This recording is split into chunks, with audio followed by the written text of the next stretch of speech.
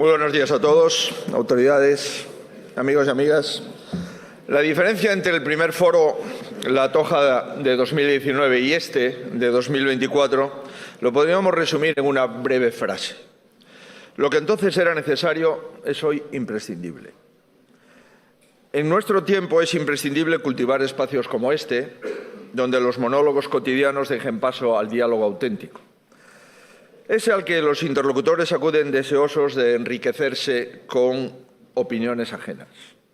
El Foro de la Toja emite desde esta isla este mensaje con claridad. Se puede convencer sin necesidad de vencer y es posible ser convencido sin necesidad de sentirse derrotado. Es una lección que hemos aprendido, o mejor dicho, hemos refrescado, quienes hemos tenido la suerte de participar en todas las ediciones de este foro. Por eso para mí es un honor volver a estar aquí, agradecer a Amancio López y a su familia la determinación por este foro, recordar a Josep Piqué, que fue el que impulsó desde el punto de vista de su inteligencia y de su experiencia política el mismo, y por supuesto a las personas que lo han proseguido y lo siguen organizando como Carmen Castro y su equipo. En fin, yo les agradezco que me escuchen, aunque mi principal interés, les puedo asegurar, es escuchar yo. En 2019, lo recordarán, el mundo democrático celebraba el 30 aniversario de la caída del muro de Berlín. Y solo 5 años después, para sorpresa de muchos, más de un dirigente político manifiesta, ahora, que establecer muros entre ideas y partidos es su objetivo fundamental. Hay que preguntarse qué ha ocurrido para que el muro haya pasado de ser un símbolo ominoso a convertirse en un instrumento favorito de determinadas políticas. La respuesta está en que han surgido liderazgos que solo se alimentan de la polarización. Precisamente uno de los puntos de atención, y con acierto, ha elegido este Foro de la Toja de 2024. Es además, en mi opinión, una polarización artificial, que no surge de una determinada coyuntura social o económica, sino que es una herramienta para copar el poder y que para ello necesita destruir puentes y levantar muros. Efectivamente, en las elecciones generales últimas, las del 23 de julio del pasado año, el 94% de los españoles votaron a partidos no independentistas. Solo, pues, el 6% de los españoles votaron a los partidos que realmente hoy deciden buena parte de la política nacional española. Detrás de eso no hay ninguna fortaleza. En mi opinión, lo que hay es una profunda debilidad, como la hay en la erosión sistemática de la división de poderes, en la utilización personal de los mecanismos del Estado o en el intento de intimidar a los medios de comunicación. El gobernante que quiere controlar todos los contrapesos del poder es porque tiene miedo a los ciudadanos libres. No obstante, hay algo que la historia y el presente nos demuestran. El atractivo de la democracia liberal es demasiado fuerte como para ser sofocado por el autócrata a quien tiene vocación de serlo. Aquí está para demostrarlo Edmundo González Urrutia, presidente electo de Venezuela.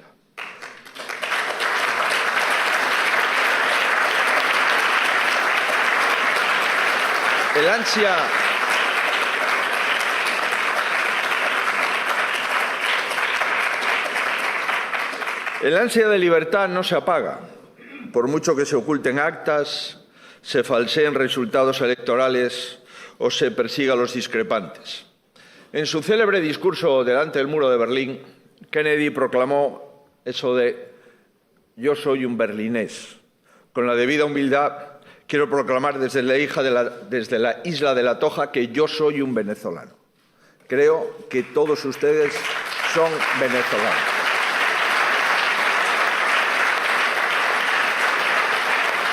Cualquier pueblo que lucha por obtener la libertad que nosotros disfrutamos merece que lo consideremos uno de los nuestros y a nosotros uno de los suyos. A ningún demócrata puede resultarle ajena la lucha por la libertad en cualquier lugar del mundo.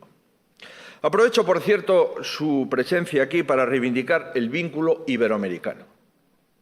Existe una comunidad hispánica de naciones basada en la historia, en la cultura, en el idioma, en los afectos, en los intereses comunes, que no puede verse afectados por leyendas negras anacrónicas o querellas artificiales. Como español, reivindico la historia que mis antepasados escribieron en América. Como español, me enorgullezco de nuestro rey, que da estabilidad y prestigio a España en todo el mundo. Y, por supuesto, como español, me niego a aplicar juicios de valor con 500 años de retraso. Como les decía, los desafíos que afronta la democracia liberal y las respuestas adecuadas a ellos están en el origen del Foro de la Toja. Pero siguen presentes, quizás con más intensidad, en esta edición porque la democracia necesita cultivarse, necesita renovarse y no caer nunca en la autosatisfacción. En primer lugar, porque es su propia esencia. Los regímenes no democráticos no necesitan reflexionar sobre sí mismos. Su único fundamento es resistir a toda costa. Se trata de sistemas rígidos a los que cualquier flexibilidad pone en peligro. En cambio, si por algo se caracterizan las democracias, es por su voluntad de mejora constante. Por otro lado, la democracia debe cultivarse porque siempre vive amenazada, no solo por la sucesión de crisis económicas sufridas en las últimas décadas, sino también por crisis geopolíticas en las que la democracia sigue en conflicto con los modelos autoritarios. Lo estamos viendo en Ucrania, en Oriente Próximo, en Iberoamérica. En definitiva, estamos muy lejos de ese mundo posconflictos que soñábamos en los años 90 del siglo pasado. Muy de ese teórico fin de la historia que algunos anunciaban.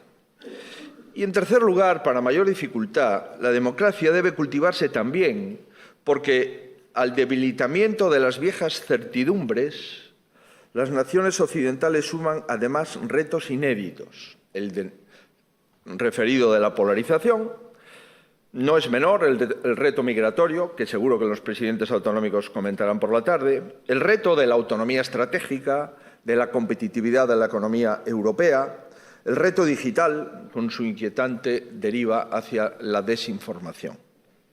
Por desgracia, la democracia española no es ajena a nada de esto y, lamentablemente, se ve en la tesitura de afrontarlo inmersa en una deriva nacional que, en mi opinión, insisto, en mi opinión, es la peor de los últimos 45 años. Porque en cualquier decisión, en cualquier asunto, se supedita el interés nacional al interés personal de un solo hombre. Fruto de esa grave distorsión, las grandes cuestiones de Estado se aparcan.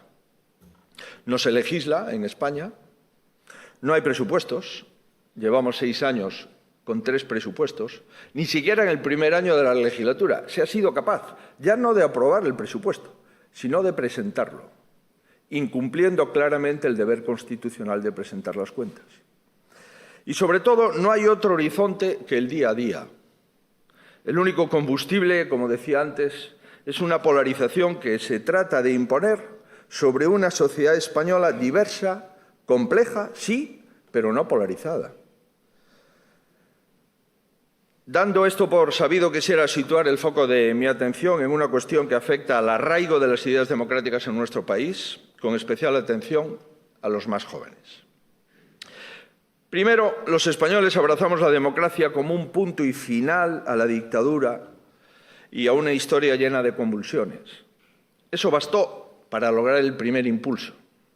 La democracia tenía en aquel momento un componente afectivo, capaz de soslayar los múltiples obstáculos del momento, la crisis económica, el golpismo y, sobre todo, el terrorismo.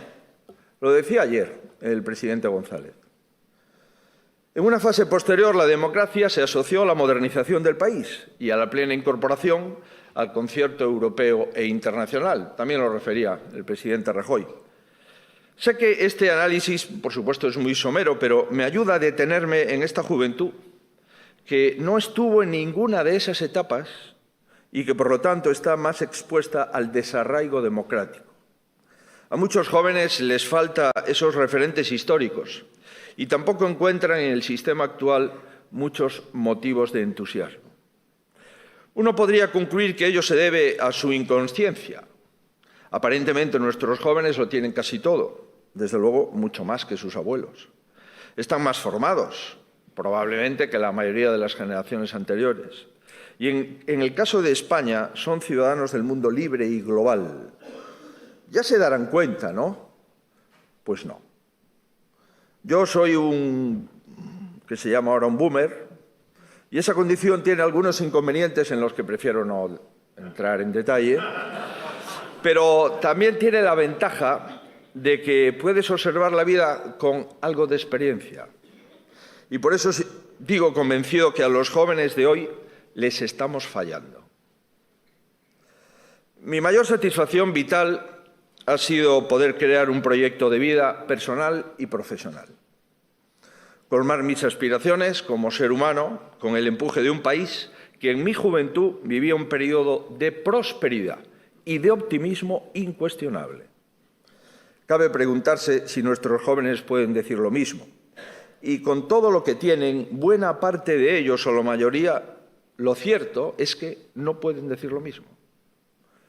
Reconozcamos que la democracia aún no ha dado respuestas a problemas muy serios para ellos, como el acceso a la vivienda, las facilidades para formar una familia, la precariedad laboral, y la afectación de todo esto tiene en su calidad de vida y en su salud mental. Lo apuntaba ayer el ex primer ministro portugués y el próximo presidente del Consejo, nuestro amigo Antonio Costa.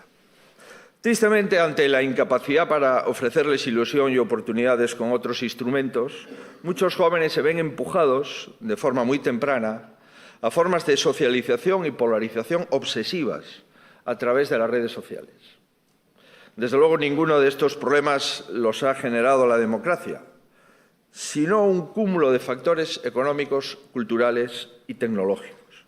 Pero es preciso que no queden sin una contestación adecuada. Sin esa respuesta, no duden de que las fuerzas radicales de uno y otro lado cubrirían ese vacío, aprovechando para ligar democracia e incapacidad para estar a la altura de las demandas de la población joven. No sería la primera vez que tal cosa sucede en la historia. Por eso, el principal llamamiento que me gustaría hacer desde este altavoz privilegiado es que trabajemos para darle a los jóvenes unas posibilidades de vida mejor. En el último año me han oído ustedes hablar mucho de la igualdad y de la libertad en España. Esa bandera, otrora defendida por los dos grandes partidos españoles, en mi opinión, solo la ondea hoy con determinación el Partido Popular. Pero yo me niego a agitarla parcialmente. La igualdad que se quiebra con la ley de la amnistía o con el cupo separatista. La igualdad que se rompe al cargar sobre la clase media más de 60 subidas fiscales que pagan luego privilegios de estamentos más acomodados. No vale más que la igualdad de oportunidades que merecen las generaciones jóvenes.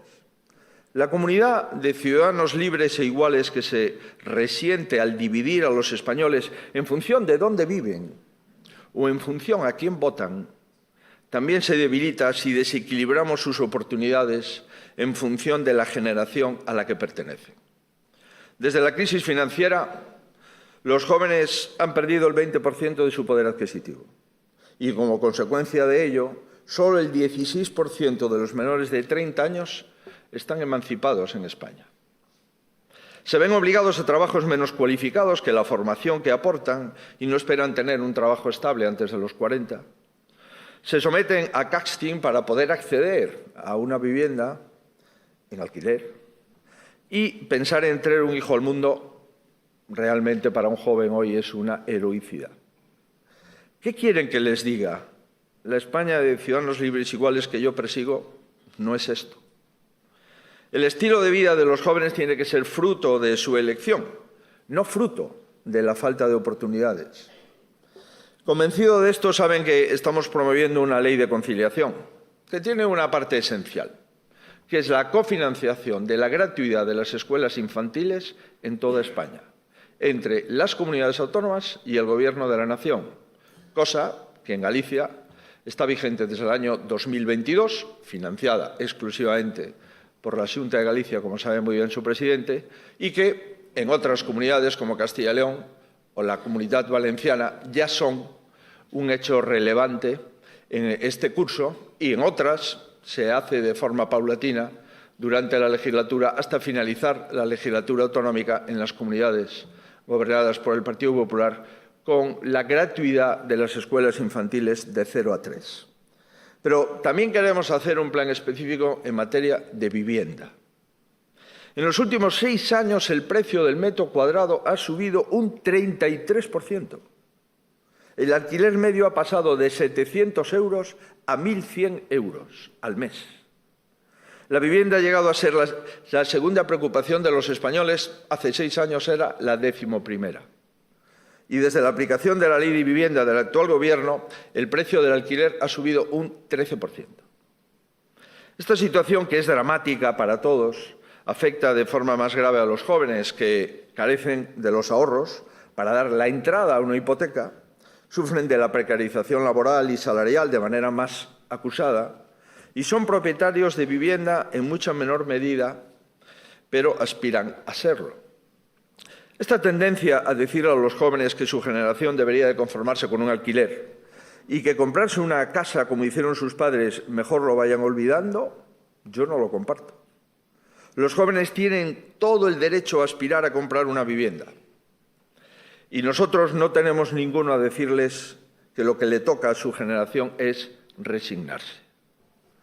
Por ello, les confirmo que ante la incompetencia legisladora que estamos sufriendo en España, hemos elaborado un plan nacional de vivienda que intenta aportar soluciones de verdad. Soluciones probadas en otros lugares y que anteponen la evidencia a la ideología. Creo que ha llegado el momento de tomar cartas en el asunto. Tras 6 años de gobierno socialista, existe una situación de excepcionalidad en el acceso a la vivienda en España.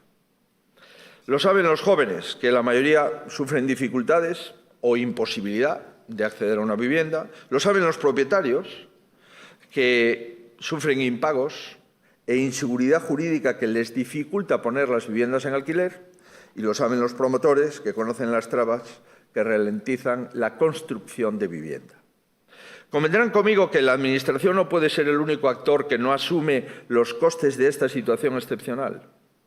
Dejar recaer toda la responsabilidad, el esfuerzo y los costes en propietarios, inquilinos y promotores no ha funcionado. Las medidas del Gobierno no han funcionado. Al revés, en mi opinión, han empeorado el problema. Las medidas del Gobierno no han funcionado porque no atajan de raíz el problema de la vivienda, que no es otro que la falta de oferta. Desde 2021, en España, se crean cada año muchos más hogares que viviendas se construyen. El déficit de vivienda anual es de 185.000 viviendas. Según el Banco de España, en 2025, la falta de viviendas en España podrá situarse en las 600.000. Este déficit de vivienda no hay país que lo aguante, ni promesas incumplidas que lo solventen. El Gobierno ha fracasado y, por tanto, las ocurrencias en materia de vivienda deben de finalizar. Y es imperativo señalarlo, pero la tentación de quedarse en la denuncia es un lujo que no quiero ni debo permitirme. Para usar los problemas de los españoles como artillería política ya están otros. Por eso vamos a presentar un plan integral para el acceso a la vivienda en España. Se trata de un plan integral, efectivamente, que incluirá el imprescindible apoyo económico a quienes sufren más dificultades para acceder a la vivienda y que, a diferencia de lo que se ha hecho estos 6 años, persigue de manera prioritaria ampliar la oferta de vivienda. Primero, urge movilizar el suelo. Segundo, urge abrir un tiempo de excepción para agilizar y facilitar la construcción de vivienda. Tercero, urge simplificar los trámites para hacerlo. En cuarto lugar, urge en definitiva ser claros. No hay acceso a la vivienda si no hay vivienda. Y no hay tiempo que perder. Ayer se celebró la Conferencia Sectorial de la Vivienda, en la que el Gobierno convocó a las comunidades autónomas. Antes había amenazado a las comunidades autónomas. Ayer, tras 6 años del Gobierno del Partido Socialista, las convocó para hablar de las dificultades en el acceso a la vivienda. La previsión es no volver a hacerlo hasta la Conferencia de Presidentes que el señor Sánchez, parece ser, tiene previsto realizar en diciembre. Bien, yo creo que no se puede esperar a diciembre para empezar a hablar de vivienda. Por eso, este mismo mes de octubre, pues presentaré un plan integral para el acceso a la vivienda en España. ¿Para qué? Para dar agilidad, para ampliar la oferta, para garantizar la seguridad jurídica, para disminuir la burocracia urbanística y la posibilidad de acceder a una vivienda que tras 6 años de este Gobierno se ha evaporado. Creo además que esta emergencia debe ser abordada en una mesa donde puedan sentarse las administraciones públicas, municipal, autonómica y central, expertos, bancos, entidades financieras y todos los afectados por el sector. Y aunque iremos desgranando las medidas de este plan, ya les avanzo que para mi partido será imprescindible que cuente con, primero, reformas legales ambiciosas que pongan freno a la escasez de vivienda. No puede ser que una sentencia por un defecto de un polígono, de un plan general de ordenación urbana, deje sin efecto la totalidad del plan general de ordenación urbana de una ciudad. En segundo lugar, apoyo económico y fiscal al que ahorre para comprar una vivienda. En tercer lugar, la protección a quienes cumplan. Parece razonable proteger al que cumple, ya sea propietario, ya sea inquilino, ya sea comprador o sea vulnerable. Y, por supuesto, ninguna protección a quienes ocupan ilegalmente una vivienda. La criminalización de la propiedad privada es un grave error. A quien hay que perseguir es al que delinque, no al que cumple. En definitiva, a los inquilinos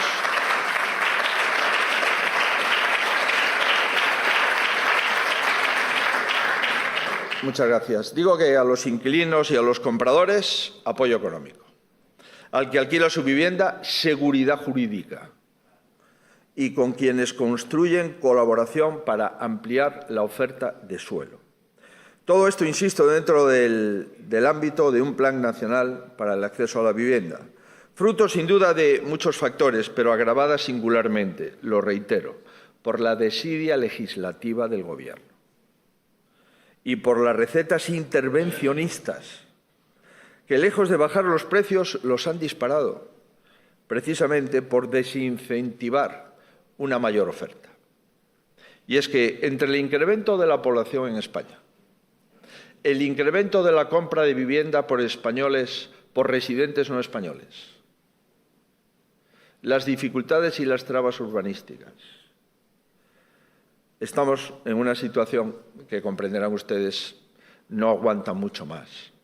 Sería irresponsable no recordar, insisto, el fracaso del Gobierno, casi tanto como dejar de intentar remediarlo por egoísmo electoral. Por eso ha llegado el momento de actuar sin esperar a las agendas de partido, porque los españoles han esperado mucho, también los jóvenes, que no lo serán siempre. Nos toca devolver a los jóvenes esa parcela del estado del bienestar que están sosteniendo para que también se beneficien de él.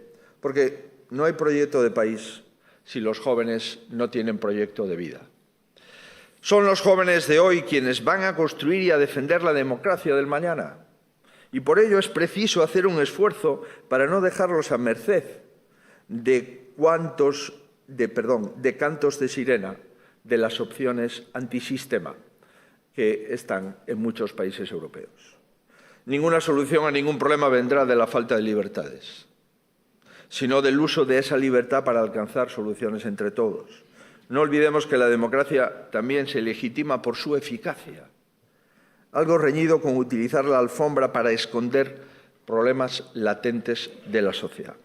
Señoras y señores, muchísimas gracias por su atención. Me he comprometido con el presidente del Consejo, que se tiene que ir a la 1:30 a coger su vuelo para seguir trabajando. He cumplido mi compromiso y, por tanto, le agradezco mucho a Antonio Costa su presencia, buen amigo de Galicia, excelente amigo de España y una de las grandes decisiones de la próxima legislatura europea. su presidencia. Desde aquí nos alegramos mucho y hacemos votos para que tenga el éxito que ayer alumbraban los debates con el presidente González y el presidente Rajoy. Muchas gracias a ustedes, muchas gracias por su atención.